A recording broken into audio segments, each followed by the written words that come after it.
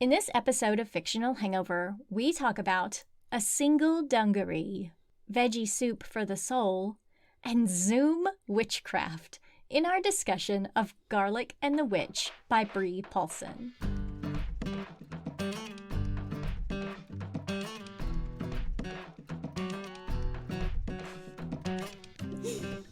Hey everybody, welcome to Fictional Hangover, a podcast about young adult and new adult books, series, authors, and voice actors that is full of spoilers. I'm Amanda. And I'm Claire, and today we're going to discuss Garlic and the Witch by Bree Paulsen. Veggies. Standard disclaimer. If you haven't read this book, please remember that Fictional Hangover is all about spoilers. If you haven't read and don't want to be spoiled, stop listening to us and go read the book, then come back. If you haven't done this but want to pretend that you have, or if you don't care about spoilers, or if you just like the show so much that you don't care about any of that, then listen up. I'm so excited. We're going to go back to the veggies again. I know, it's so precious. So precious, I love it. I do. I don't think it's going to be the most involved conversation either, so people, No.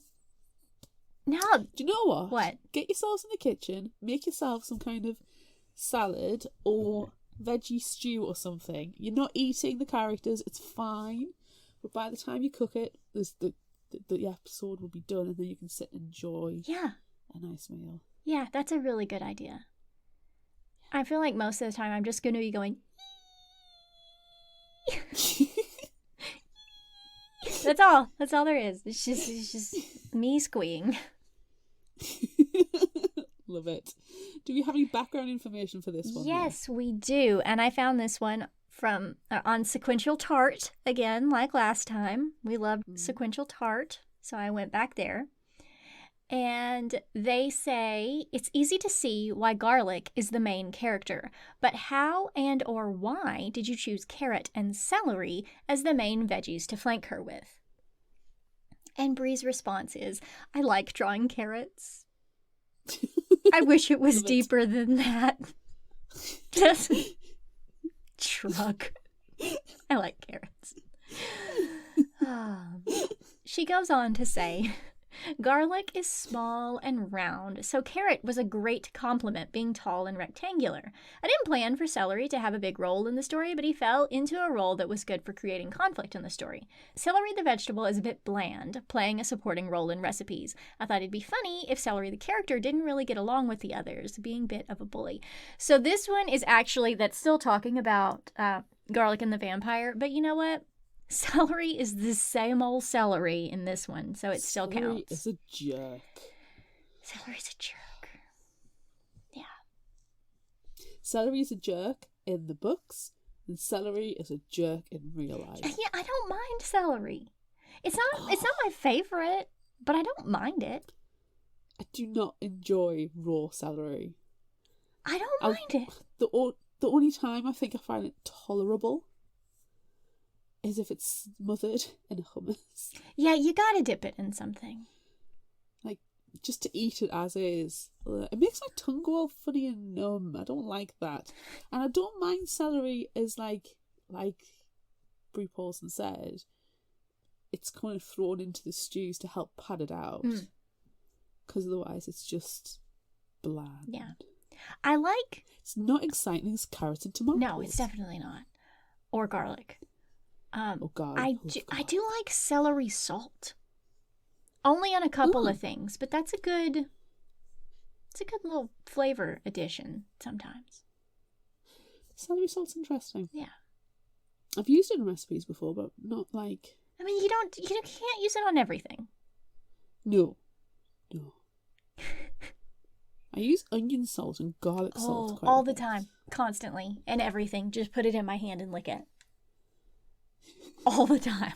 I mean, I don't actually do that all the time. That's how much I use onion. No, that's just for special occasions. Actual garlic itself, though. Everything has garlic in it. If it gets heated up, it gets garlic in it. Yeah, that's true. Mm-hmm. And if a recipe says, one clove of garlic, I'm like, no. Don't you mean 7 cloves of garlic? We work in minimum of 4s in this household, thank you very much. Oh, I planted some garlic. I planted some garlic, so I have actual garlic growing. That's exciting. Yeah. Maybe I can pull one out. Maybe I can pull one up for the episode picture this week. You're turning into Witch Agnes. I know. I am. That's fantastic. We need to get you some magic spells. Yes, we do. But I'm not going to say what magic spells. No, because don't. We need to cover that in the summary. Yes. So we should probably just get started. Do you have initial thoughts?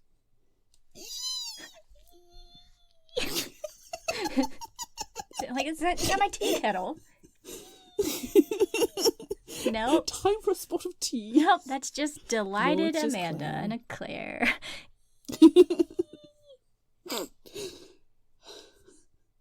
Do you know what my initial thoughts are? Carrot! I love Carrot. I was so happy to see Carrot again. We are such dogs. God, we are. Look, we need a tiny, short, squeeable, precious episode after the 8.5 hours of Breaking Dawn last week. That is very true. That is very true. And I'm glad that we actually have a little mini series that's just precious and delightful and harmless and just carrot soup for the soul. Yes. Yeah, me too. We need it. We need that sometimes. Yes. Let's go. Let's go. Let's do it. Let's salad. do it. Let's go. Let's make a salad. It's going to be like my get ready to go phrase for the foreseeable future. Let's make a salad. Let's make a salad. Under a giant oak tree sits a cottage with a vegetable patch where Witch Agnes lives.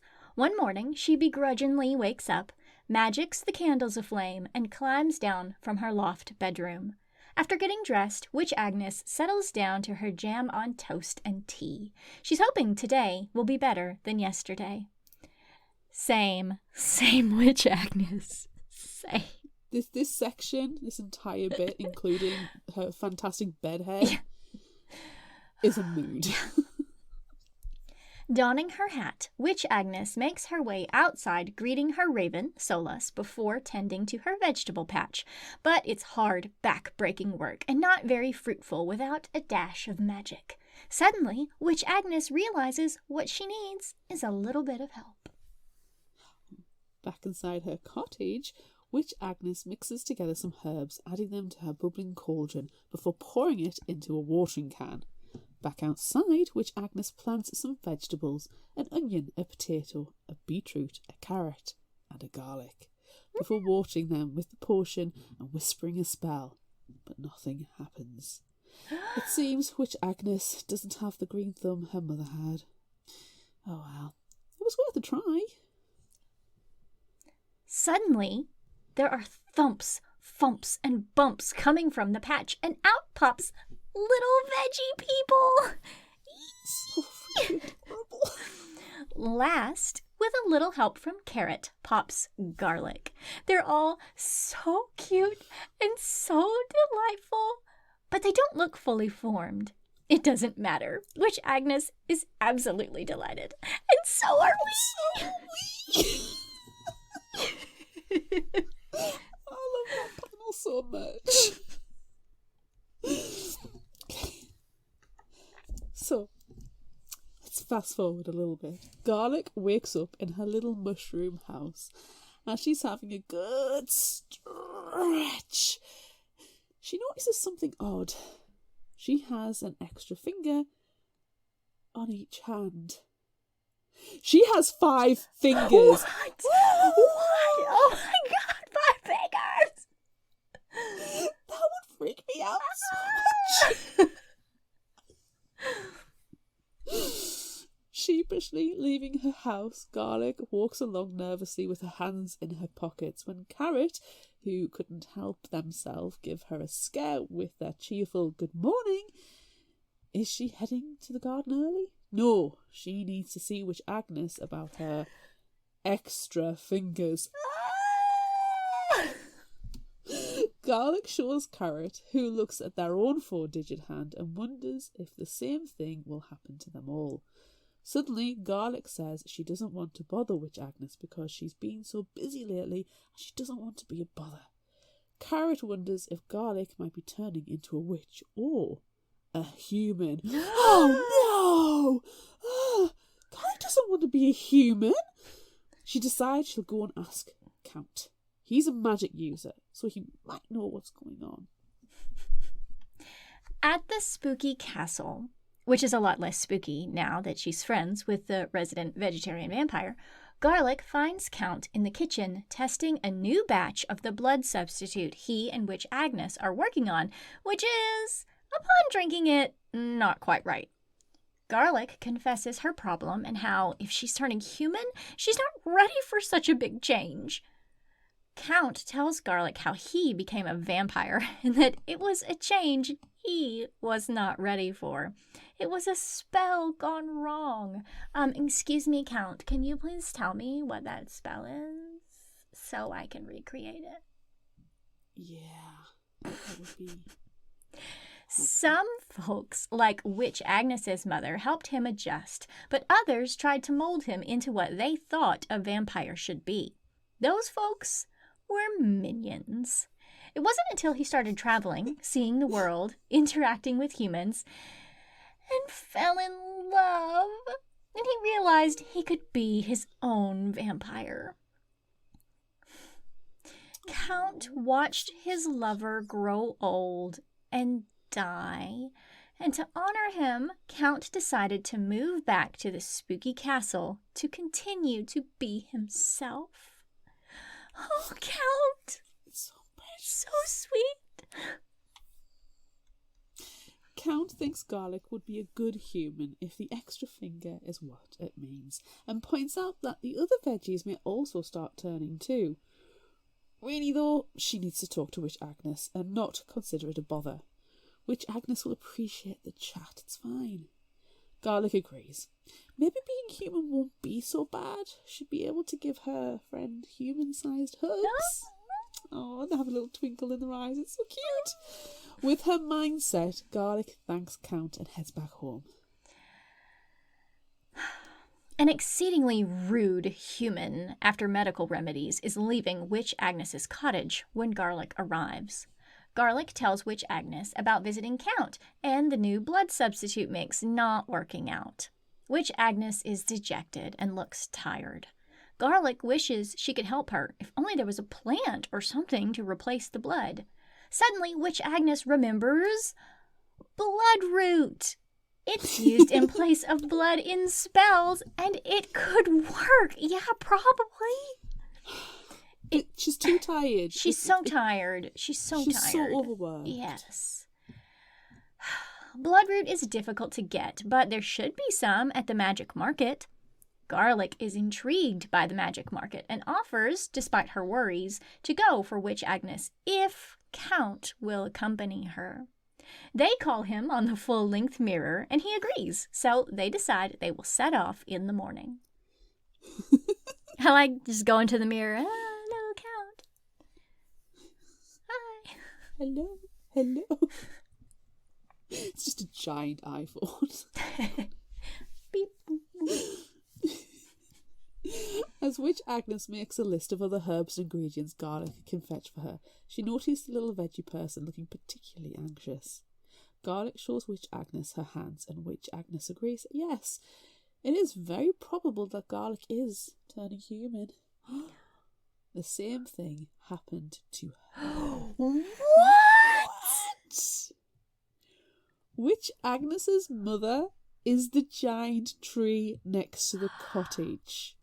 She cast the same spell on an acorn to make Witch Agnes as Witch Agnes cast on the veggies, though she did give them a diluted version. This is why Witch Agnes knows Garlic is capable of magic. The other veggies will one day be humans too, but at their own speed. Should probably tell them about that. Anyway, there's preparations to be made. As Garlic walks back to her little house, she looks down and sees a small, withered plant tendril. She puts her hand out and says, "Grow." And it does. Oh my. Garlic dashes home. She's doing magic with 5 fingers. She's a little magic. She's a little garlic witch. Love it. The next morning, Garlic is so nervous. Her hands shake as she drinks her tea. Gathering her courage and her backpack, she sets out of her house. Outside, Carrot grabs her into a hug and gives her a scarf they knitted the previous night for her to take on her adventure.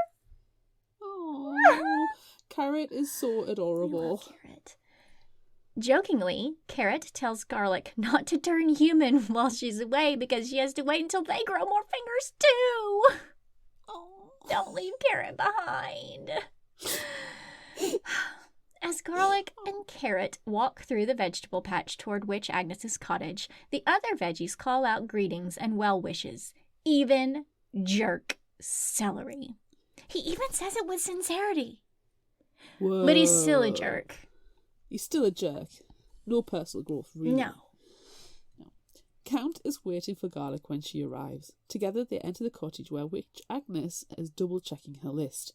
As there are quite a few things for them to get, she's also whipped up a magic bag to carry them in and hands them a magic compass which will guide them to the market. The magic market is a few days' journey and the best way to travel is to fly. Count will travel in his bat form and carry the bag, so Garlic can fly on the tiny little broomstick which Witch Agnes has made for her, and honestly, it's freaking adorable. So tiny and cute. It's just let you fly. Oh.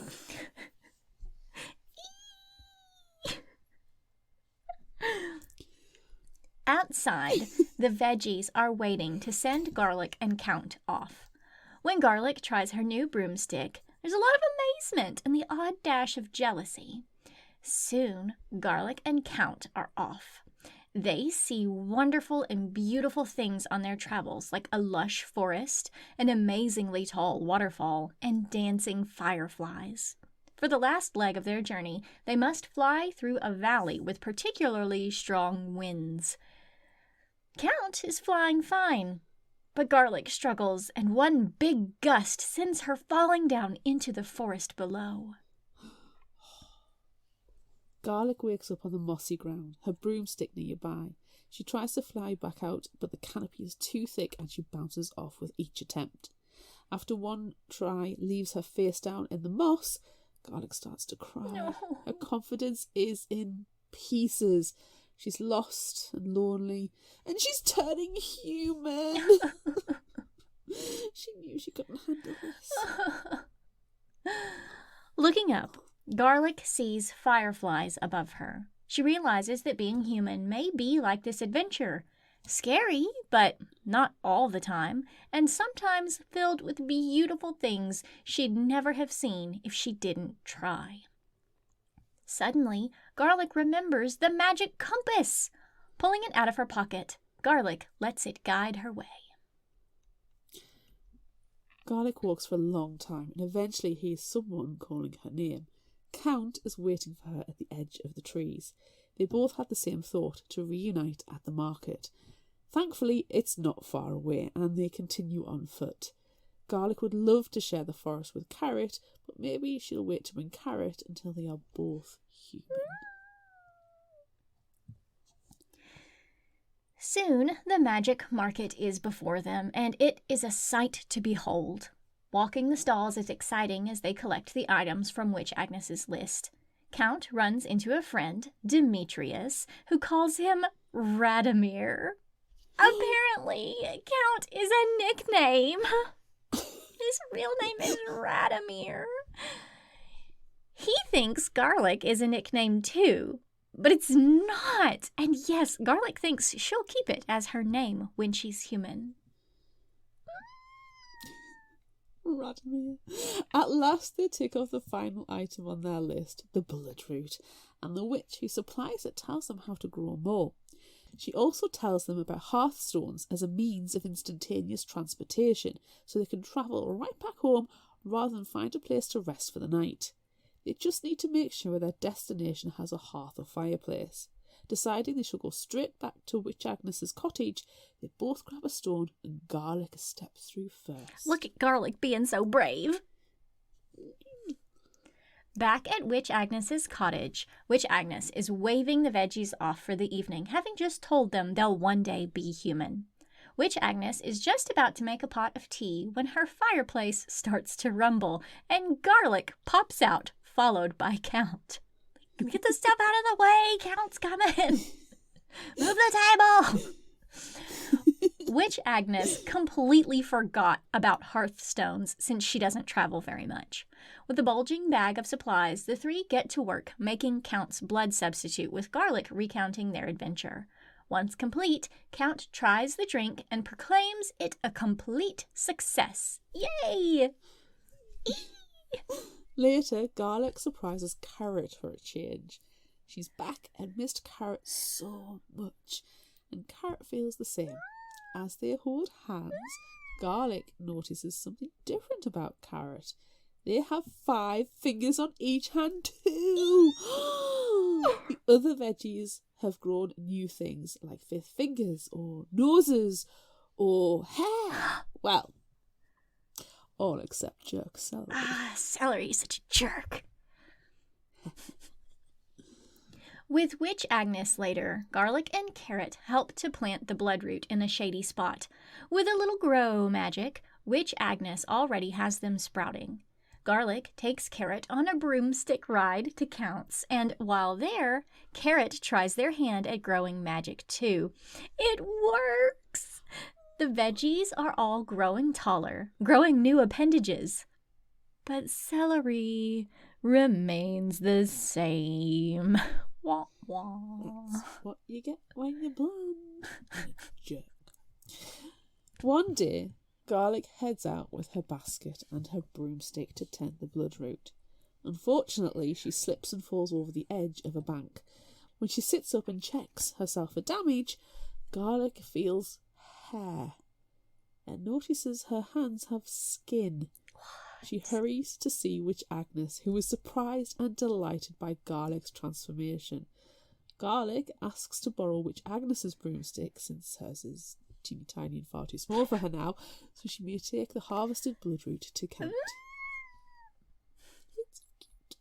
At the spooky castle, Garlic finds Count in his greenhouse, and he is at first shocked at Garlic's transformation, but then they finally have their human-sized hug. He sends her off to go and see Carrot quickly. Back at the vegetable patch, some of the other veggies have fully transformed too, while some others look more human but still have vegetable qualities. Celery is still celery. Carrot stands amongst them, fully human, with carrot-colored dreads and their usual dungarees, shirt and tie. Oh, it's so amazing. I love them so much. Garlic kisses them on their cheek as they fall over in an embrace. The veggies make bigger houses, and Garlic and Carrot move in together. They spend time with their friends, chatting with Witch Agnes and making tea with Count. Market day is more bustling with the extra humans now. One day, in their own little garden, Garlic and Carrot plant some veggies. Together, they water them with a magic potion in a watering can and whisper a spell. It doesn't take long before there are thumps and thumps and bumps coming from the ground. It's so cute! I can't handle it. It's so cute. It's so freaking adorable. Okay, I feel like we need to have a squee break. So we're going to keep squeeing, but you go and listen to this stuff. You go and listen. We're going to squee.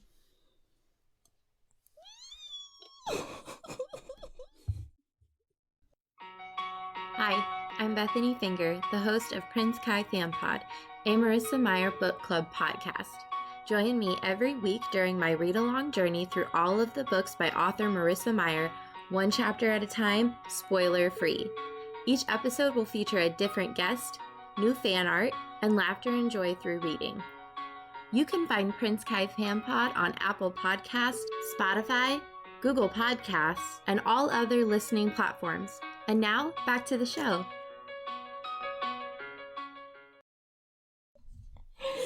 Oh.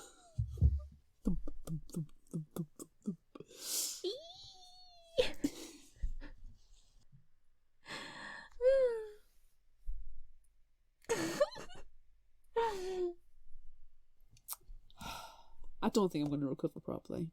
No. I just love carrots so much. I love all the little veggie folks. But carrot, I just love them so much. And their little dreadlocks, their little dungarees. They're so precious. With that shirt and the tie and the dungarees. Not everybody can pull that look off. No. But carrot. Oh, I love them so much. Have you dressed up any of your carrots yet? No, but I need to. I need a little dungaree. Just one dungaree. A single dungaree. Yeah, and a little tie. I don't even know how to describe how much I love this book. Because it's so precious. Do you remember, like, Legends and Lattes? Yes. And it's like, how I always describe it as a bit of a chicken soup. Yeah, this is literally soup. This book is literally soup. Yeah. It's just wholesome. There's no real threat. It's freaking delightful to look at. And it's just nice. It's a little lift me up, you're feeling crappy. Yes. And you could stand and just have a little read. And this one, there's a lot less dialogue in Garlic and the Witch than there was in Garlic and the Vampire.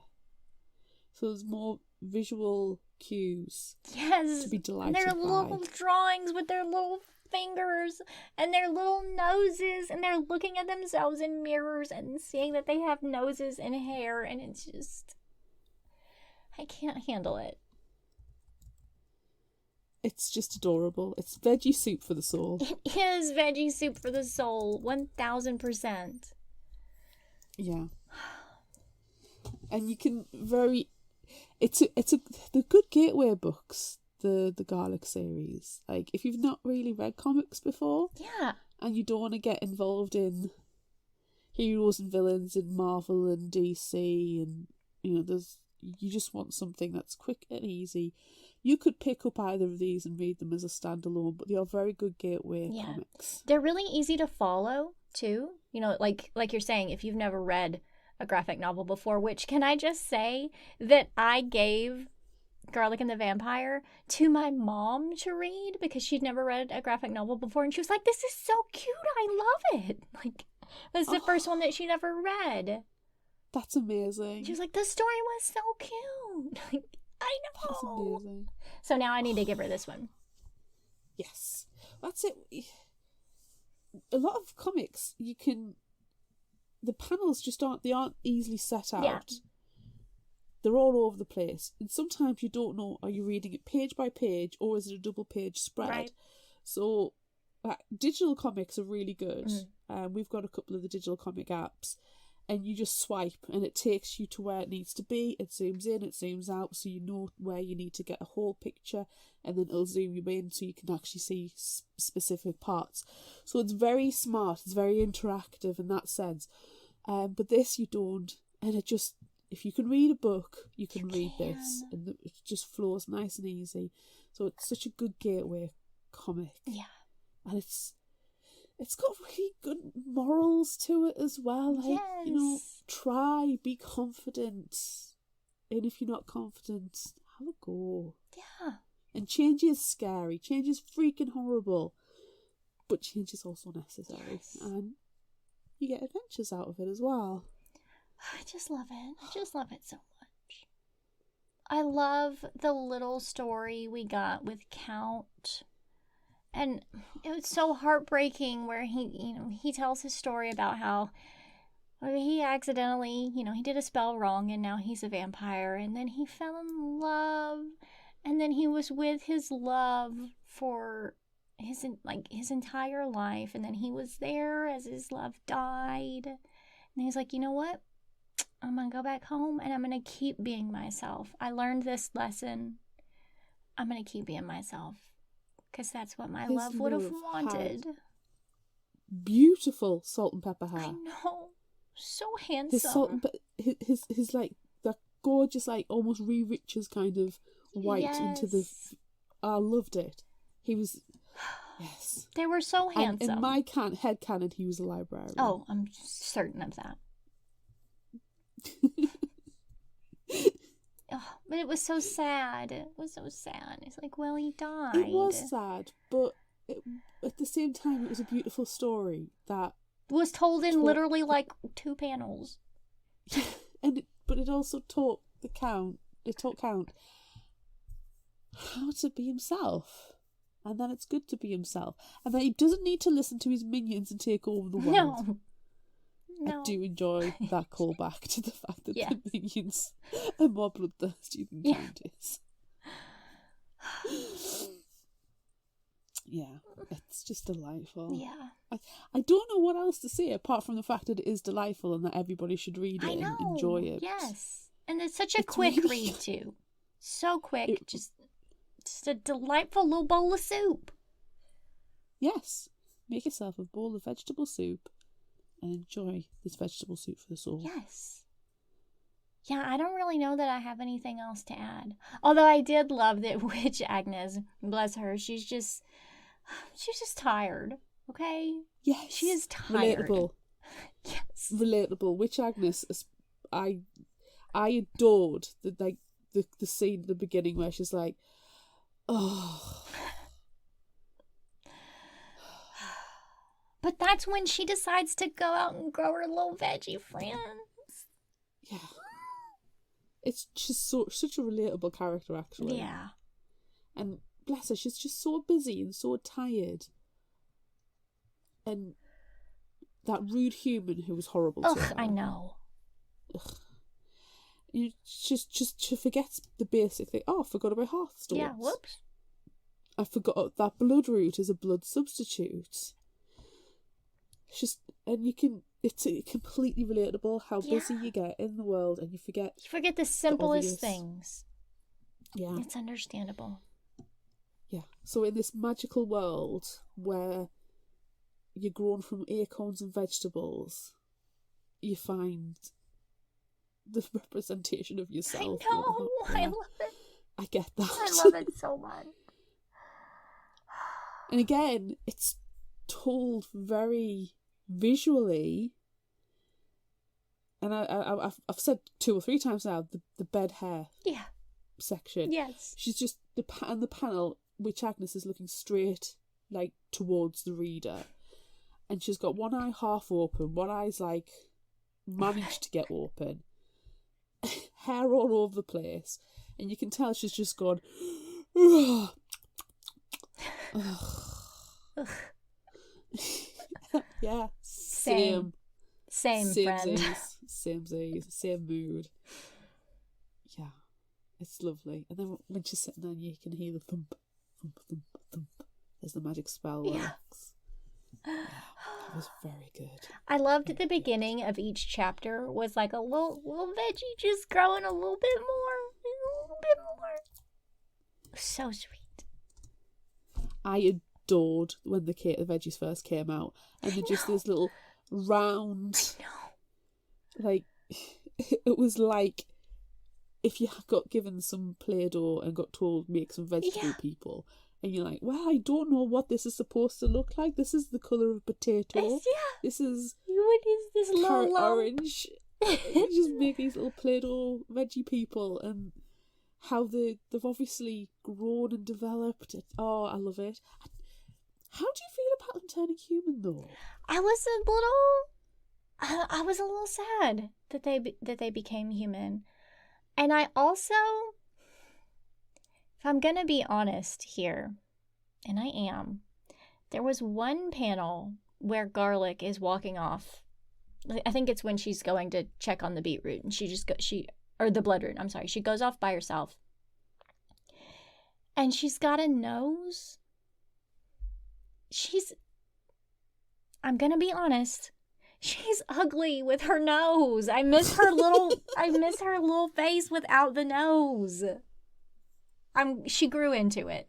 I'm glad she grew into her nose. Yeah. She certainly fell into it. She did. Imagine falling down a bank and all of a sudden you're human. I know. How she did not constantly just freak out, I don't know. It was more like, oh, okay. And then there's this vibrating anxiety coming off her. Again, relatable. Yes. I think I'm relating to vegetables a bit too much here. I think it's fine. Who is your favorite? Who's your favorite character? Was it Celery? No. Do you think Jerk Celery ever turned human? Maybe, but it took him a while. A lot of personal growth have had to have taken place. Yeah, because he's stunted. He's bitter. He is bitter. He's stringy. Whoa. Ugh. Yeah. It feels like there's hair on your tongue.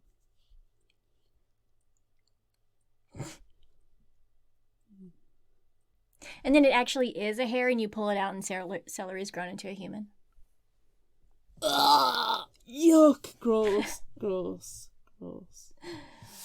But to answer the question, who's my favourite? Carrot. Duh, Carrot. Hello. Duh. I did like Count the Wall in his story. Yes. I did like Witch Agnes because she's so relatable. I bet her knees hurt as well. Yes.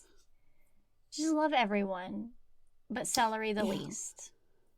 Celery the least. Yeah. I liked all the other vegetables that really didn't even partake in the storyline very much, apart from like group shots of them looking at their extra digits and appendages, more than Celery. Because Celery is a jerk. Because Celery is a jerk. Yeah. Celery is a jerk. Do you know something? I guess this is probably my surprise, and I don't know if it's just because I don't remember it from the first one, or if this was a new development in this book, but I didn't remember in the first book I didn't remember Carrot's pronouns in the first book. And so I was really, really pleased that Carrot has decided upon their pronouns in this one. And I just love them. I think I remember, because I wrote the summary for that one, getting anxious that I didn't know the vegetables' pronouns. Like any of them. Right. I wasn't even 100% sure Garlic was. I didn't I think I remember telling you, I hope I've got the pronouns correctly.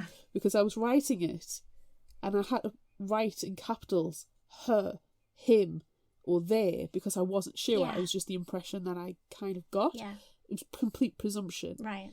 But when I did hit it, and they did confirm, I was like, yes, okay, I've got it. I can correctly give them the correct pronouns. But yeah, I noticed in this one, Carrots clearly are there, and I was like, that is absolutely delightful. Much. And I love their little dreadlocks at the end. Yeah. I'm in love with Carrot. I think you are. I think I am. I love the fact that from the first one, from Garlic and the vampire to Garlic and the witch, we've seen these little veggies like grow into their own identities. Yes, we've seen them grow and blossom. Like we see some little growth with Jerk Celery. Right. And we see how Garlic's confidence is building. I mean, it takes some bashes, but when you're not a confident person and you have a lot of anxiety, those achievements that she's making are freaking huge. Yeah, I can't believe she went through the portal with the Hearthstone first. That was so impressive. Yeah, that was so impressive. I'm so pleased that she went through I'm so proud of her. Yeah, I would love to venture around that magic market. Oh, I know. Yeah. they're not very capitalist, and I love that. It's like, well, here I'm going to sell you this bloodroot, and rather than you making you reliant on me as your seller, this is how you grow more. Yeah, here you go. But yes, thank you. It's perfect. Thank you. Community, actual community. I love the little purse that Witch Agnes gave them. You can just put all your stuff in. That would be so If I carried a purse, if I was a purse person, I would love to have that purse. Yeah, but I'm not. That would work so well for like holidays. Yeah, and just put all of your you stuff don't have to into worry your about size or weight Yes. allowances. Just put all your stuff in one little bag. It's perfect. Or if you go to the supermarkets. Yes. Imagine if you go on a Christmas shopping trip. Shove it all in that little bag. I know. Or if, like, And it'll you're weigh down. traveling, you're getting on an airplane and you're traveling to meet your very best friend for the first time in real life. And all you have to do is carry one little bag. How many books could you get in that bag? So many. All for of that them. journey? So All many. of them. All of the books. And all of them are hardbacks. Of course. Special edition. As long as it doesn't affect the weight. I can't imagine that it does, because Count was carrying that bag as a little bat. And he was going to carry it back. And he was going to as a carry little it bat. back as a little bat. I love the panels when he turned into the little bat again. Yeah. Total Laszlo from What We Do in the Yes. Shadows. Bat! Every time. Oh, so good. I also love the fact that Garlic's dream, if she was to become human, would to be able to give Count, her friend, a human-sized I hug. know. That is so cute, and I adore the fact that she runs to Witch Agnes to borrow her broomstick to go straight to Count to give him a human-sized I hug. It's like the one thing she needs to do is go and give Count a One human-sized thing hug. she needs to do is hug her friend. I love it. Love it. It's adorable. It's so freaking adorable. Oh. And the Count's name, Radomir, was my surprise. I know, such a good name. Not the fact that he has a name, per se, but that we actually found it out. Yes. Yeah. Yes. I would love a story about Radomir. I want Me like a too. prequel story Yes. of Radomir with his lover. Yes. It will In be the so library that is now good. canon in my head. Yes, right. And there's got to be one panel where his lover does a full bell in the bookshop, in the bookshelves. Yeah. There has to be.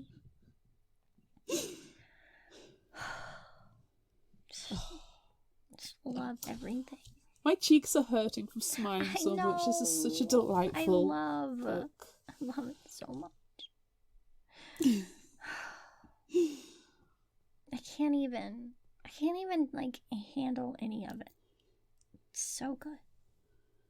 I feel like there's something else that I wanted to say. Oh, where is this on her website? Bree Paulsen has a webcomic. Patrick the Vampire. Yeah.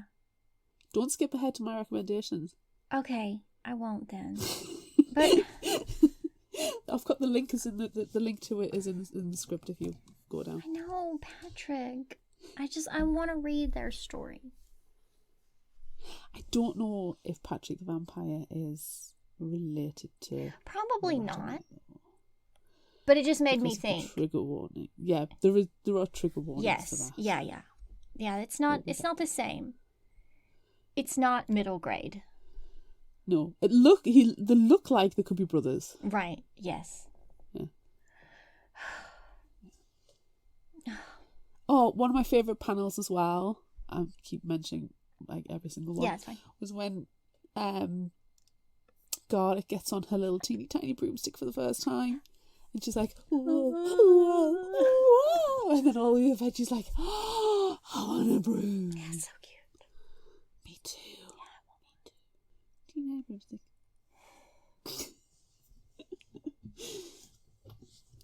I don't know what else I can say about this apart from just freaking read Just the book. read it. Just read it. Just read it.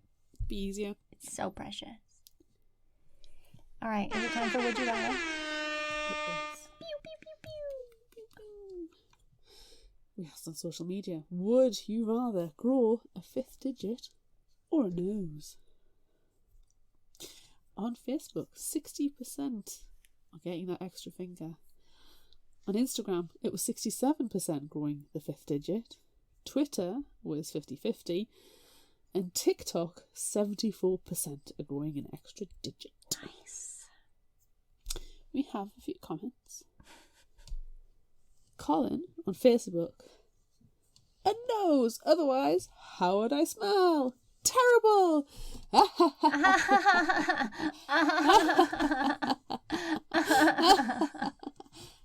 And on and on and on. No, but seriously, you need a nose to smell. Also taste buds, which I notice are not being discussed. So as it stands, you could taste a fart, but not smell it, which is kind of disgusting if you think about it. Also, 4 digits is more than enough to pick my newly grown schnoz. Fantastic. Ew. That's fantastic. Ew. Katrina on Facebook said a nose so I could smell. Plus, I already have 4 fingers. Bree on Facebook, I would want to smell myself. Extra fingers are just unwieldy. I want to smell myself. Pick your nose. Vincent on Facebook said opposable thumbs for the win. And Constance on Facebook, I need thumbs to rule the world. Thank you very much. We had some comments from the library as well. Ooh. One person said, I think I would like to have a nose for aesthetic and smelling purposes. Someone else said nose. If I already have a thumb and 3 fingers, I'm good without a 5th. And then another person said finger. I have no explanation, honestly. It's probably my favourite comment. And finally, Mr. Potato Head won't give 2 eyes about this answer. Get in the sea. Get in the soup. Get in the soup. Just get in there. Done. What are you doing? I don't have the greatest sense of smell anyways. Yeah. Like, right now, I cannot breathe through my nose at all. I am one of those mouth breathers. Oh, no. Not by choice. Not by choice. When I can breathe through my nose, it's like, oh, a whole new world. So I'm not really missing a nose per se. So I'm going to go with the digits. Okay. And my sole reason, I mean, you've already got the opposable thumb. Right. With garlic, so that's fine. Yeah. So the sole reason I'm giving you that is so I've got more fingers. Oh. To, like, yeah, curse with. That's fantastic. Or pause with. Yeah. Or, you know. Yeah. Yeah, I got you. Yes, you need all. Like, how can you do the Vulcan? You can't. Hand thing without? I don't think it would work. Yeah, you can't. Oh, Claire, raise your hand. Thanks, Zoom. Claire, I'm gonna call that on was you. freaky. Oh my god.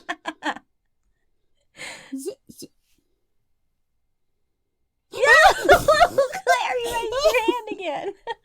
Zoom is witchcraft. Oh, I don't like that. Witchcraft. Claire, raise your hand. No, I'm gonna pick. Lower your hand. I'm gonna pick nose because I like smelling stuff. I have a good sense of smell. I like to smell things. So I'm gonna keep my nose. I don't need the fingers. I mean, I would say that I need fingers to wear all my rings on, but like I don't wear pinky rings anyway. I got enough rings on all the rest of my fingers. Yeah. You know, the only time I actually had a decent sense of smell was when I was pregnant. I could smell an orange at 50 paces. Well, maybe you would still have that sense of smell if you didn't also eat tissues while you were pregnant. I didn't eat them, I chewed them. Can we please get the facts right? I did not swallow. I just had to have the texture on my tongue. And it was so good. Okay, I'm moving on.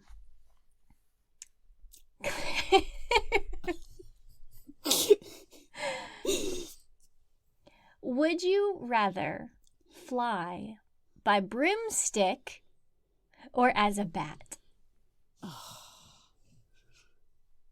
That's a hard one because I really would love a flying broomstick. Right. I'm going to say a bat so then I can do a full Laszlo and go bat and then turn into a bat. Yeah, of course. But also, I've got a feeling I would fall off the broomstick. I would need like a seat. So I'm going to go bat. Plus, bats freaking adorable. Yeah. I love bats. Yeah. And if I'm a bat, that might mean I'm a vampire. Right. As well. That's the only answer to this question, Claire. If you're a bat, you're a vampire. So you have to pick vampire. You have to pick bat. Yes. I think I said vat. You have to pick bat. Or vat. Vat bat. Vat bat. Vat bat. Bat bat. Vat of bats. Vat of bats. Yes. That's the answer to the question. I want a vat of bats now.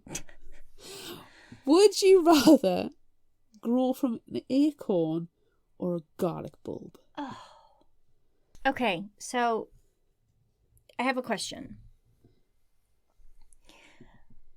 Which Agnes was like, that oak tree out there, that's my mom? So after you are finished with your human body, do you become what you came from? Or is that the tree she was an acorn from? So her mum was an acorn as well, who fell from a tree. Right, and was turned into a witch. Or became a witch. Mm-hmm. Became a witch. She was magicked into being a witch. Then when she was a human witch, she took an acorn and did the magic. Yeah. So it might be that all witch Agneses come from the same oak tree. Yeah. But I just wonder, like, do you return? Do you return to what you were before? I think everybody turns to compost at the end of the day. Because if that's what it is, I feel like I would rather be a tree than a garlic. Yeah, I'm going to go acorn. I think the prospect of being a tree. I am a tree. I think we've had this conversation I'm pretty before. sure we have. We've done that before. Yeah. I mean, that's not unsurprising Right. to anybody. Yeah. All right. Would you rather? This is probably the hardest question, I think. It's harder than flying by broomstick or by bat or as a bat. Would you rather be best friends with Carrot or Count? How do you choose? It's impossible. I know. My response is going to be, I'm going to pick Count, you're going to pick Carrot, Okay. and then we'll hang out as a foursome. Okay, done. Perfect. Because you're right. I was totally going to pick Carrot. Totally. Last question. Would you rather continue being a veggie person or become human? Oh. I think I want to be a veggie person. I want to be a veggie person too. I don't want to turn into compost, but I want to be a veggie I person. want to be a I think veggie it'd be person. adorable. Yes. They're just so cute. Yeah. Let's be cute little veggie people together. Yes. Okay. Run around the garden, causing mischief. Yes. Stealing celery spade. Knocking over his piles of celery. All right. Favorite final thought quote. What you got? You know, there was so many. There I were took so many screen grabs. Yeah. But I'm going to just give you 3. Okay.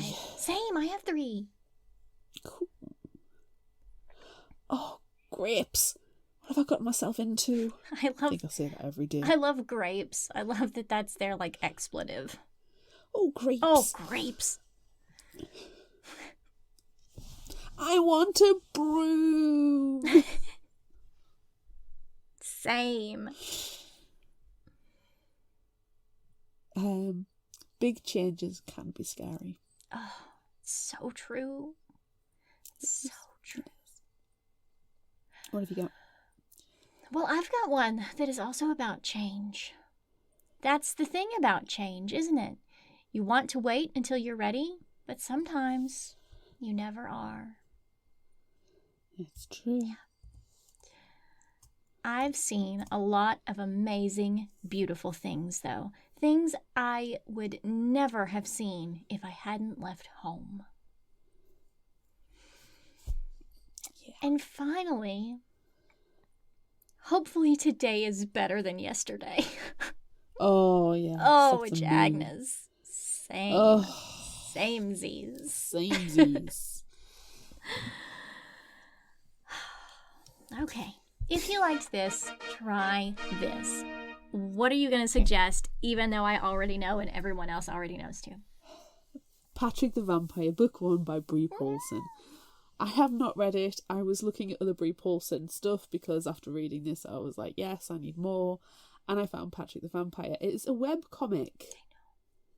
Okay, so if you go to www.patrick, Patrik, thevampire.com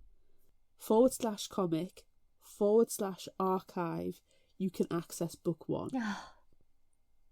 Okay? I'm going to give you the summary, and there is content warnings as well, so please take heed of them before accessing. Patrick's a fun-loving guy who enjoys knitting and baking, visiting his friend Becky at the local coffee shop, and is a proud member of his neighbourhood's book club. I want to be best friends with Patrick so much right now. I know. He's just a really nice guy trying to live a normal life. Oh, and I almost forgot. He's a vampire. How I need to read this. Yeah. So the content warnings: there's blood, there's violence, there's gore, emotional/physical abuse, torture, sexual harassment/assault, suicide, and death. Pages with triggers are tagged accordingly with the warnings on preceding pages. That's a really good idea. Bree Paulsen's done a fantastic job of highlighting that, and that's brilliant. Yeah. But I did also note that Bree Paulsen has started her Patreon again. Oh. And I think there's going to be more Patrick the Vampire content put onto those pages. I have not investigated further. Yeah. But, the internet's there for everybody to be able to look at and have check it out. Yeah. But definitely something I'm interested to check out myself. Yeah. But try Patrick the Vampire book 1. Like I said, it's Patrick, Patrik, the Vampire, all one word, .com /comic/archive. And just see. Just have a look. Yeah. I want to read it. And I'm not even a fan of webcomics, but I want to read it. I've started to enjoy them a lot more. I probably read 4 or 5 now quite regularly. Huh. Just falling into them. Most of them, there is one where it's a little girl and she's a Japanese, I can't remember what it's called. She's a Japanese horror character. Oh, like a yokai? Yeah, and she's just been to Japan and visited, and her whole family and every single one of them are Japanese monsters and horror characters. It's fun. It's really fun. She doesn't speak. The little girl doesn't speak at all. I wish I could remember what it's called. I've got it on my phone, so I don't know why I'm not looking. But I think actually you'd quite enjoy it. And I think the beauty is of web comics at the moment is you can just spend a few minutes, you can read one and put it down, and you're not feeling like you have to finish masses of them. Yeah. It's really fun. Yeah. It's called Irma, ERMA, and it's on Webtoon, and it's really fun if you like Japanese horror but with a bit of a cute twist. Oh, yeah, I love that. That sounds fantastic. Yeah. Also recommend Vampire Husband. Cheryl's an old woman married to a vampire, Charles. It's great. Anywho, what's your recommendation? I'm just giving him all. Yeah, my recommendation is not a webtoon. It's not a webcomic. It's called Cat's Cradle, The Golden Twine by Joy Ryu. And this is coming out in June. I believe it might be a re-release, or maybe it was a web comic or something before, but it is going to be out in book form June 21st. And I got this summary from Book Riot. Fantasy fans will love Joy Ryu's debut middle grade graphic novel as an author/illustrator. Orphan Suri may be a street urchin, but she's obsessed with monsters and dreams of one day taming them. When a new wagon joins her caravan, Suri gets the opportunity to put her monster-taming gifts to the test. Adventure abounds in this first book in an exciting new graphic novel middle grade trilogy. So I went with this one because it's middle grade, and so is Garlic. Yes. And also obsessed with monsters? Yes, please. Yeah. Yeah. It sounds really fun. Middle grade comics are great. They're so cute, and they're so easy, and you can just zip right through them, and they're so much fun. Yeah. Just because you're an adult doesn't mean Nope. you do not miss middle grade comics, because there are some absolute stellar stuff out there. Yeah. Do we have an indie spotlight this week? We do. We have one. It's called I, Miha by Christine Suggs. And I said it that way because there are the exclamation marks on that one. So we're really shouting it. I, Miha! There is a quote at the beginning. And it's from Julie Murphy. She's like plugging it. And we love Julie Murphy. She wrote Dumplin' and Puddin' and all of those really cute books. Ah, yes. So, she says it's an absolutely heartwarming and vibrant story of belonging, family, and the meaning of home. This book is a treasure. So it sounds pretty precious. And here's the full description of it. In this bilingual, inventive, and heartfelt debut, graphic novel talent Christine Suggs explores a trip they took to Mexico to visit family, embracing and rebelling against their heritage and finding a sense of belonging. 16-year-old Christine takes their first solo trip to Mexico to spend a few weeks with their grandparents and Tia. At first, Christine struggles to connect with family they don't yet share a language with. Seeing the places their mom grew up, the school she went to, the cafe where she had her first date with her father, Christine becomes more and more aware of the generational differences in their family. Soon, Christine settles into life in Mexico, eating pan dulce, drawing what they see, and growing more comfortable with Spanish. But when Mom joins their trip, Christine's two worlds collide. They feel homesick for Texas, struggle against traditions, and miss being able to speak to their mom without translating. Eventually, through exploring the impacts of colonialism in both Mexico and themselves, they find their place in their family and start to feel comfortable with their mixed identity. It sounds quite like a heavy book, quite heavy reading. It does. But it sounds really interesting. Yeah. So, I love how normal things are. Yeah. It doesn't have to be fantastical. Sometimes it can just be a story. Yes. And, I mean, this is their own story. Yeah. And I like it. It sounds cute. It sounds like the type of book a lot of people will be able to relate to. Yeah, and it sounds like something that maybe you need to read it to understand another culture or another way of life. And Definitely. I don't know, it just sounds cute. It sounds really good. Yeah. Cool. So, that's it for this very short, tiny, and precious episode of Fictional Hangover. I'm Amanda. And I'm Claire. Join us next time as we discuss How to Survive Your Murder by Danielle Valentine. Look out for our Would You Rather polls on social media. Don't forget about our book club and monthly challenges on Facebook. Be sure to visit our shop on Redbubble at fictionalhangover.redbubble.com for all your favorite Fictional Hangover themed merchandise, and become a patron of ours on Patreon at patreon.com/fictionalhangover. Until next time, remember, the only cure for a fictional hangover is another book.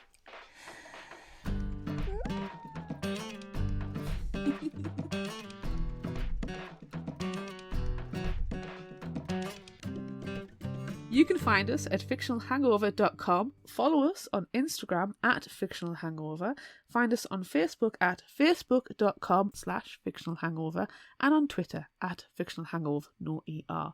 If you like this episode, check out our others, and be sure to rate, review, and subscribe so you don't miss out. And finally, special thanks to Liz Emerson for her music. You can find her on Facebook and Patreon. Thanks for listening.